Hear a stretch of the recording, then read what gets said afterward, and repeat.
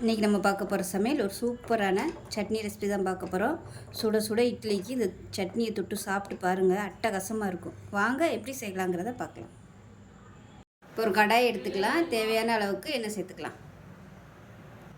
எண்ணெய் சூடானதும் 15 வரமிளகாய் சேர்த்துக்கலாம்.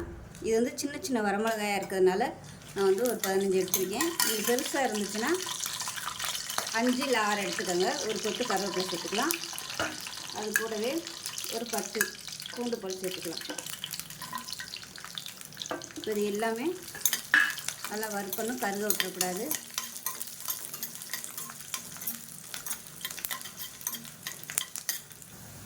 பூண்டு நல்லா பொரிய ஆரம்பிச்சிருச்சு. இப்போ இதை வடிகட்டிட்டு மிக்ஸி ஜாரில் சேர்த்துக்கலாம்.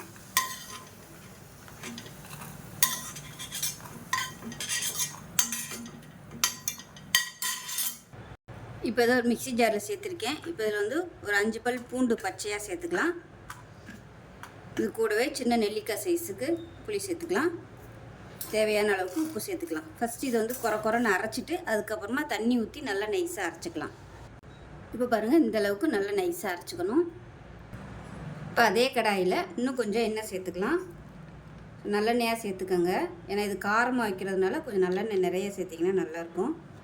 இப்போ எண்ணெய் சூடாகவும் கடுகு 1 டீஸ்பூன் சேர்த்துக்கலாம். அது கூடவே சீரகம் 1 டீஸ்பூன் சேர்த்துக்கலாம். கருவேப்பிலையில் சேர்த்துக்கலாம். இப்போ இதில் நல்லா ஒரு 20 சின்ன வெங்காயம் கட் பண்ணி வச்சுருக்கேன், அதை சேர்த்துக்கலாம்.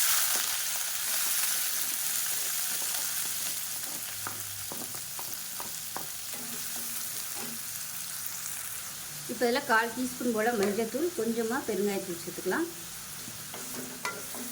லைட்டாக கண்ணாடி பதம் வரட்டும் இந்த வெங்காயம். இப்போ பாருங்கள், வெங்காயம் இந்த அளவுக்கு வதங்கினதும் நம்ம அரைச்சி வச்சுருக்க அந்த பேஸ்ட்டை சேர்த்துக்கலாம்.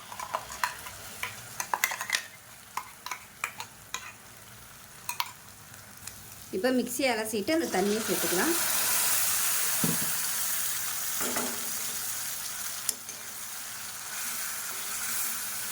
இது நல்லா வற்றி அப்படியே எண்ணெய் தெளிஞ்சு வரட்டும்.